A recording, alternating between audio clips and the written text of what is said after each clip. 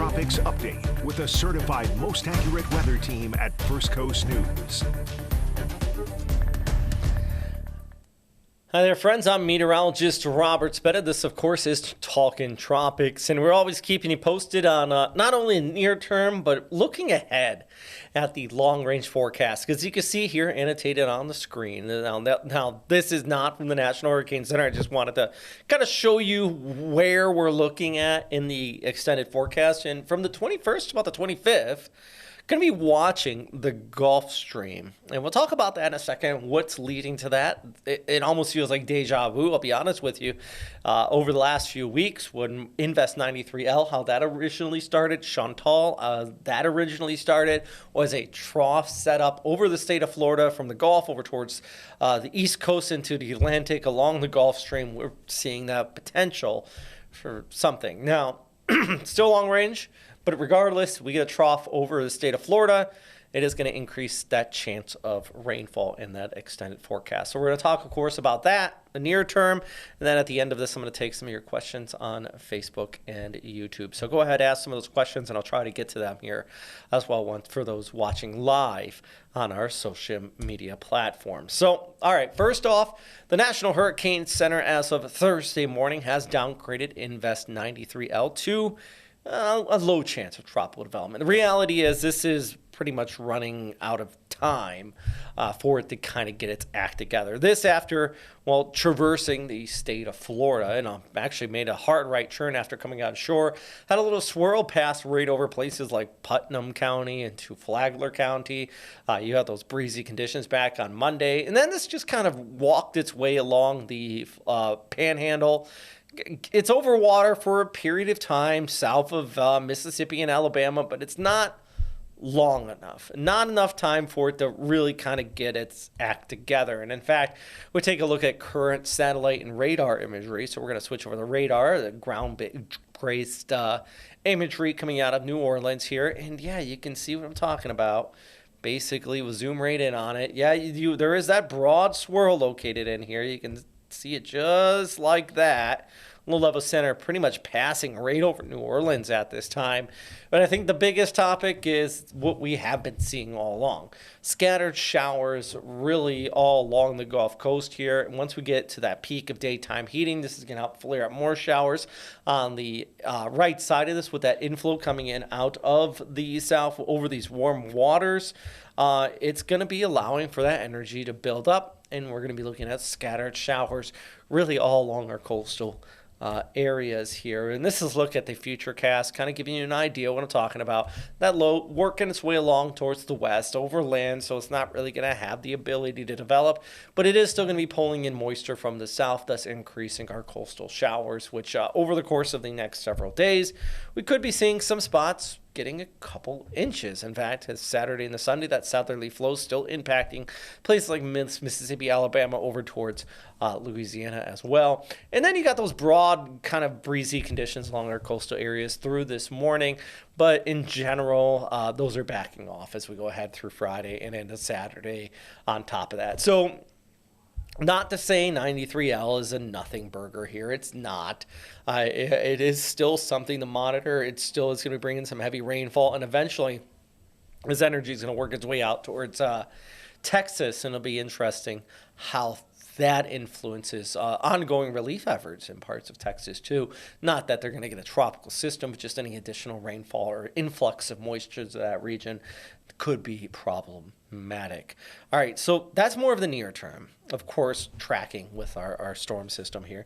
I do want to mention the long term, because as I just mentioned earlier, we have basically a trough that's going to be setting up, excuse me, as we go ahead through Tuesday, Wednesday, and Thursday of next week. So about the 21st out to about the 25th.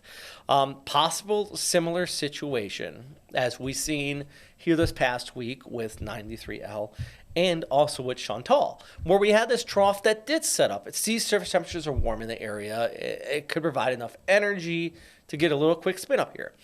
This is the GFS. Now, the GFS kind of has that closed low. You can see it right off the first coast. GFS showing a closed low. Now, I'm going to keep the annotations here with that low pressure in the trough and all of that. And we're switching over to the ECM WF here, another one of our global models. And you can see a broad low and maybe even a tighter low trying to spin up there by Tuesday into Wednesday. So we got both the global models latching on to at least a broad area of low pressure, maybe a closed off low, which would be a scenario where we could be looking at another invest, tropical depression, something along that line. Regardless, still going to be looking at an increase in rainfall across the state of Florida, including north and central Florida here on the first coast as we go ahead through next week, especially early to mid next week here. And one thing I do want to, and I show this graphic from time to time, I like this graphic because it's a good reminder and a good explainer that when we're talking 7 days out, when we don't have a closed off low yet, there is still a variability. Last week I did something very similar with our Invest 93, and a few people said, well, could have, would have, go figure, ha ha ha, they're making the jokes about it. But I did originally lead with that potential of a trough. Something could form up along it, and we kind of leave it open a little bit, not to be wishy-washy with the forecast, but just giving you the different possibilities. But given what I'm seeing right now, there is definitely an increase in chance of something off of our East Coast. And overall, it does relatively dry out heading into the weekend, by the way, across Florida. We get some drier influx kind of pulling in, but then here comes our trough. See how that dips down from the north? Just influences with that deep layer of moisture, thus increasing rainfall, instability, thunderstorms over those very warm sea surface temperatures within a broad area of low pressure. Something could spin up within that as well. Speaking of these sea surface temperatures, I do want to mention they are into the mid to high 80s. My goodness. So if we get any storms that form up out there, warmer sea surface temperatures equal stronger fuel or more fuel for storms to develop, especially when it comes to the case of potential rapid intensification. Also, warmer air, which we're seeing out here too, brings the chance of heavier rainfall. So it's localized precip, rapid intensifying storm systems in the tropics that we're often kind of worried about. Despite that, the Colorado State University, CSU, has kind of brought back their forecast a little bit for the 2025 overall seasonal outlook, but they still say rapid storms could intensify and it only takes one. So when we look at these numbers, you do have to remember there is that kind of catalyst to it. And I do want to actually talk about these numbers here. And I had an interview with a member of CSU about their seasonal outlook here. So I'm going to throw it to myself having this interview pre-recorded talking about that. Colorado State University, which is one of the leaders in long-range tropical cyclone forecasting, has updated their 2025 hurricane season outlook to a slightly lower number, expecting 16 named storms now, 8 hurricanes, and 3 major hurricanes. Now, this is slightly lower than what we've seen earlier in the season from their outlook, and there's a few reasons for this. And so basically right now we're seeing stronger than average vertical wind shear over the Caribbean, which limits tropical cyclones as due to that change of wind speed with height. It kind of tilts the storms over and restricts their ability to grow. That's Chandler Jenkins. He's an environmental scientist with CSU.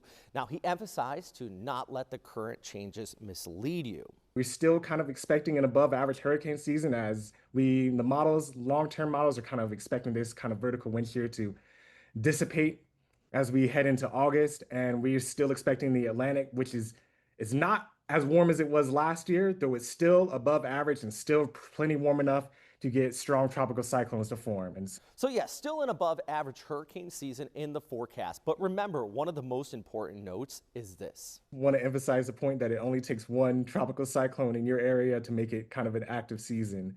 And so always have a plan, kind of, especially if you're in tropical or areas that are prone to these tropical cyclones, and always kind of be ready and listen to the National Hurricane Center and your local authorities. We have more information on this and a look at the full interview at Hurricane Central on firstcoastnews.com. I'm meteorologist Robert Spetta. So, yeah, it's still only takes one. Really good point there. I do also want to talk about, I just mentioned sea surface temperatures being warm. This is more focus on Jacksonville, but we've had 64, 90-degree plus days in Jacksonville so far in 2025. The average up to this date is typically 38. Previous record was set back last year up to this date of 56. So we get these stronger, longer stretches of warmer temperatures. That, of course, not only during the day, but also as night shown here, that, of course, is keeping those sea surface temperatures above average as well, which is one of the prime factors for tropical cyclone development. So there's a catalyst, a domino effect, I should say, to having these rather warm sea surface temperatures and how maybe not making more storms, but more rapid intensifying ones when they do eventually take place. Not to say that this next one will 100% do that, just saying that it is one of these factors that we do keep in mind as we look ahead through that extended outlook. All right, so Chris Jackson did say good morning. Thank you for always keeping us posted here. Thank you very much, Chris, for stopping by. Also, don't really see any comments on our YouTube page either, or on really outside of that on our Facebook page. So yeah, I mean, that's just thanks for everybody stopping in. If you do have any questions or anything like that, I always would like to hear your feedback on here. If you don't feel like posting it in the open chat, you can always just shoot me a direct message as well. But of course, we're going to continue to keep you posted on our invest area here. Now coming on shore over towards the Louisiana coastline, increasing rainfall there. And then we look at the broader picture, always keeping an eye on what we could be seeing out here over the Gulf Stream east of Florida, possibly by July 21st to 25th, due to this stationary boundary that is going to be, or I shouldn't call it a stationary boundary, it's more or less this broad trough that's going to be setting up. Increasing rainfall next week across the northern portions of Florida, southern Georgia, but also we could see something spin up over the Gulf Stream east of Florida as well. So always doing my best to try to keep you posted, not only in the near term, but that long range forecast. So continue to check back in at firstcoastnews.com and at Hurricane Central. I'm meteorologist Robert Spetta. As always, thanks for stopping by, friends. The National Hurricane Center gives us plenty of vital information about tropical systems, not only active ones, but also looking ahead and how we should prepare for the upcoming threat of tropical weather. And I talked to the head of the National Hurricane Center about that. So here's a look at that interview. As we head into the 2025 hurricane season, let's say I am somebody brand new to the Gulf Coast of Florida. What do you think are just some of the main things that they should, and I know it's a broad question, but you kind of, what are some of the main things that you think they should be ready for, prepare for, they should have in the back of their mind? Yeah, for somebody who's moving to a hurricane-prone area the first time, you really have to start out by understanding what your risk is. Do you live in an area where you're susceptible to storm surge? That could be on the coast of Duval County. It could be along the St. Johns River. Or do you live inland and freshwater flooding from heavy rainfall is your biggest threat? Everybody's susceptible to wind impacts and tornado impacts. There's also the threat of rip currents along the coast. So it's really about understanding what the risk is where you live and developing a plan to keep you and your family safe based on that risk. So the most important thing is to find out if you live in a storm surge evacuation zone, because if you do, you could be asked by local officials to leave your home. You need to have a plan for how you're going to leave, how you're going to go, where you're going to go, how you're going to get there. And it's important to remind people that you don't always have to drive hundreds of miles or out of the state of Florida to get to a safe place in advance of a hurricane. You really just need to drive out of that storm surge evacuation zone and get to a safe place, a shelter, the home of a friend or loved one, where you can safely ride out the storm. And that might only mean driving 10 or 20 miles inland away from that storm surge threat to get to a safe place. And the other thing is, again, identify your home structural risks. Are you in a mobile home where you might be asked to leave even for a tropical storm? Are you in a flood-prone area that might need to be evacuated near a creek or a stream? And then finally, you want to think about supply kit. You want to have a disaster supply kit handy, not just for tropical storms and hurricanes, but for any other emergency. Multiple days of food, water, batteries, medicine, charging devices for your phone, and just ways that your equipment and supplies that you're going to need to be self-sufficient for several days in the aftermath of a storm where you might not have power. And to kind of carry off of what you were just talking about, as far as getting prepared, especially if a storm is right on your doorstep. I know last year we started with the experimented cone graphics, and this year you're carrying on them again. Is there any changes from last year? And could you talk about maybe some lessons learned from last year, especially since we did have multiple storms that had impacts well inland? Yeah, you're right. The experimental cone, this is an example of it from Milton last year. We rolled that out in August, so it was around during Helene and Milton in particular, two of the more impactful hurricanes we had, both of which made landfall in Florida. So the experimental cone shows the extent of tropical storm and hurricane watches and warnings over inland areas. And you can see that in this case, almost the entire Florida peninsula was under some type of tropical storm or hurricane watch or warning. And again, showing that wind risk extends well outside the cone itself, which only tells you about where the center of the storm might go. You can see that Milton was a pretty big storm by the time it got to the Florida peninsula. It brought those impacts over a wide area. So we got a lot of positive feedback about the cone, the experimental one last year, so we're continuing it this season. The only real substantial change is this area where we have a hurricane watch and a tropical storm warning in effect. We added a little more clear legend about what that means, this pink and blue hatching area. But overall, we're going to continue it this year. Have it available on hurricanes.gov, continue to gather comments and feedback and decide how to make any additional changes or whether to make it operational after the 2025 hurricane season. And I guess to even carry and build on top of that, because another thing that I noticed in our press release here was that the cone is getting smaller. So can you just touch on, I think most people understand that means, the forecast is getting more accurate, but can you just touch on kind of what goes into the cone of air and to kind of build even more on top of that with a smaller cone? What do you think are some of the forecasts? Because I've seen this personally, the forecast challenges that go with a smaller cone of air and communicating to the broader public. Yeah, so the cone really represents the likely path of the center of the storm. So this is the forecast for Milton here across the Gulf and across Florida and in the Western Atlantic. And these dots represent our official forecast of where we expect the center to be. And then the cone tells you where the center will be about 2/3 of the time. But it's based on our track forecast errors over the previous 5 years. So we had a pretty successful year for forecasting track in 2024. We set record low errors on average. So as those numbers come into the calculation and we drop off the earlier year, the cone is going to be about 5% smaller. So really not a huge change, probably wouldn't even be really perceptible to most people. But it does indicate that on average, track forecast errors are a lot smaller than they were, say 20 years ago. If you look back at a cone from 2005, it's going to be much, much bigger. It'd probably cover most of the state of Florida. But that does create a messaging challenge in the fact that, people need to realize that the cone just tells you where the center is going to be, likely. It doesn't tell you where the impacts are going to be. So the cone is just sort of a broad scale look at where the center of the tropical storm or hurricane is forecast or is likely to be. The watches and warnings and the other information for wind and storm surge, flooding, tornadoes tell you about the hazards. It would be really difficult, if not impossible, to indicate all that hazard information on a single graphic. So that's why we have different graphics that convey those different hazards and what those risks are.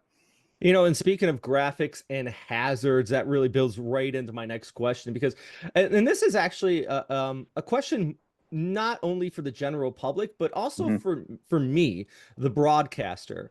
From your experience, because I could show somebody a satellite picture all day, and the big storms, people more or less ooh at it. They go, ooh, it's pretty. It doesn't translate to on the ground. So what do you think is some of the most important things as broadcasters we should be doing to help relay some of that vital information? Because the cone is great, but, the Safford-Simpson scale, but I don't think sometimes that translates to storm surge. So I'll let you take it away, because I assume I'm kind of going with this, but it's a hard time sometimes relaying some of that vital information. Yeah, the focus really needs to be on the hazards. And a lot of times those are covered by watches and warnings, like the wind ones you see here, the storm surge watches and warnings that highlight areas at risk for life-threatening storm surge inundation, flood watches and warnings, tornado watches and warnings. So again, because those hazards really vary in time and space during a storm, you have to focus on those hazards individually, but then also, collectively for the entire storm, for everybody, say in your viewing area, which includes people at the coast, people inland. They have different risks. So people need to understand what their risks are and really seek out the information that's related to what their risk profile is, or where they live, or where their business is located, to make sure they can get that vital information. The good news is that we can push information to people too. When we issue a storm surge or hurricane warning, that triggers a wireless emergency alert on people's cell phones based on where they're located. So if the warning is in effect for your area, you're going to get notified of that. People need to find their trusted sources of information, their broadcast meteorologist that they watch every day, who's going to be able to help guide them through the information that's coming out during a storm, which can be somewhat overwhelming at times because there is a lot of information, not just coming from the National Hurricane Center or your local National Weather Service office, but in the larger sort of media ecosystem that includes not just traditional media, but social media. So it's important for people to have those trusted sources of information, find them now so that they're not looking for them during a storm. And I'll jump into this question here, as I heard you mention the different ways things are getting pushed and social media, and you kind of already answered it, but just kind of ask in a broader scope. You started what in 2008 or late 2000s, right at the NHC? Yeah.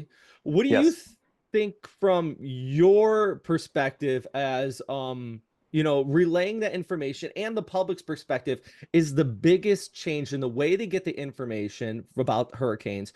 But not only that, the way they kind of process it. For example, I know evacuations used to be a lot broader back then. Now it's a lot more concise. So just from your perspective, what do you think in the last almost 20 years has been the biggest change? Yeah, I think, well, the way people consume information is rapidly changing. You live this every day. You're in traditional media, and there's still a lot of people that, especially in an emergency like a hurricane, turn on the television and watch their local television stations to get information. So we still try to get information to them through the media pool, through the broadcast meteorology community. But we also know people consume information on their phone. Some people don't ever watch television anymore. They have apps, they have social media. So we're trying to push information out through places like live streams and other social media platforms, short videos, to, again, we're not going to get we're not going to be able to provide someone every piece of information they need about a hurricane in a 1-minute reel that we're going to post on Instagram, but we can at least raise awareness and then encourage them to go seek out information through some other channel by coming to our website, looking to their local media, connecting with their local government officials. So it's a way to try to reach people where they are and then try to point them to places where they can get more comprehensive information. So again, you're right, we can provide a lot more detail now. You go back to when I started here at NHC in 2008, we didn't have a watch or warning for storm surge. We weren't able to highlight those areas specifically at risk of life-threatening inundation. Now we can, and as you mentioned, evacuation zones have become a lot more refined. It's not just a whole big chunk of a county. Now it might just be one small piece of a barrier island or an area along the St. Johns River. So as information has gotten more precise, in some ways it's become a little more difficult for people to consume and understand. So we just have to keep making sure that we can get our voice out there with the authoritative information, and that across sort of the weather and hurricane enterprise, we amplify those sources of authoritative information, whether it's coming from us in the National Weather Service or from state and local government officials that are telling people where to evacuate and how to get ready for an event. Oh, thank you. And one other question I had here is almost on the line of improving technology, is that nowadays we have drones coming in off of planes. We have the sail drone out there. How are these new different recon and areas of technology improving your forecast? Yeah, a lot of it goes back to the data from the Hurricane Hunter aircraft. So for example, you can look, here's a radar picture from one of the NOAA Hurricane Hunters flying through the storm out over the ocean where we don't have radar data. All of the ground-based radars are on land. So this is getting us data here that's giving us a view of what the storm looks like from the inside for our forecasters to look at. But this radar data, the precipitations, the structure, the wind field, is all getting into the forecast models that help us predict the track and the intensity of a storm, which then directly plays into where the storm surge is going to be, the heavy rainfall, the wind. So all the aircraft reconnaissance data that come from the hurricane hunters going into the models improve those track and intensity forecasts by about 10 to 20%. And that's really been a big change in recent years. And it's also helped us to improve our forecast of rapidly intensifying storms. And if you look back at, say the storms from 2024, we had Helene and Milton in particular that both underwent rapid intensification before landfall. We're out and now actually able to make some of those more aggressive intensity forecasts that we wouldn't have been able to make, say, in 2008 or 9. We just wouldn't have had the confidence to forecast a storm to strengthen by 30 or 40 miles per hour in a 24-hour period. Now we are able to issue those more aggressive forecasts, which get us into the right expectation for setting the level of what types of hazards people might have to be dealing with the storm. Wow. Thank you, Michael. One last question. Is if there's anything I haven't may have mentioned here for you that you think that heading into the 2025 hurricane season, that people absolutely should be at least aware of as we get ready for this upcoming tropical year? Well, that it doesn't take a hurricane or a major hurricane affecting your area directly to cause substantial life-threatening impacts, especially from freshwater flooding, from heavy rainfall. Has almost nothing to do with how strong a storm is from a wind perspective. A tropical depression, a weak tropical storm can produce life-threatening flooding. And that's been the biggest killer in the United States in tropical storms and hurricanes over the last 10 or so years. It just matters how hard it rains and how long it rains in a particular location. And the other thing I'll touch on is just post-storm safety. We've seen a substantial number of post-storm fatalities in recent years in tropical storms and hurricanes, especially after major hurricanes. When you have long duration power outages, you think about the aftermath of a hurricane in Florida in August or September with no power. It's going to be really hot. People aren't going to have air conditioning. People succumb to heart attacks, other medical issues, just accidents that occur from cleaning up or driving around in an environment after a storm. We lose a lot of people to car accidents. So it's just a reminder that you don't want to just survive the storm itself. You need to also survive the aftermath, and don't come back to evacuated areas until you've been told it's safe to do so by your local officials. And that's a good point, because we always seem like we always prepare for that first wave, and then no one really thinks about the weeks afterwards. Yeah. So really good point there, Mike. Well, thank you very much for taking the time to talk with me here, Dr. Brennan from the National Hurricane Center. I know you got a busy day, so I'll let you get about it. But yeah, thank you so much for taking and answering a couple of my questions. I really appreciate it. Great to talk to you. Thanks. Thanks.